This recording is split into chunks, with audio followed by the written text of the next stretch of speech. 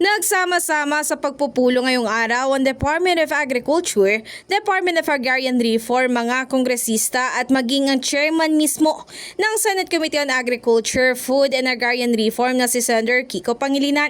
Sa naturang pagpupulong na pag-usapan nga naman ito na magtutulong-tulong sila sa pagbabantay sa sitwasyon ng bansa ngayong naharap ito sa krisis. Para magkaroon ng task force na pagtutulungan natin i-monitor, bumuo ng isang ad hoc committee, crisis committee ang Agri-Agra team para bantayan itong magiging tulong, suporta, ayuda, assistance sa ating food security concerns. Tiniyak naman niyang tututukan nila ng maigi ang pagbabantay sa mga individual na nais pang gamitin ang sitwasyong ito.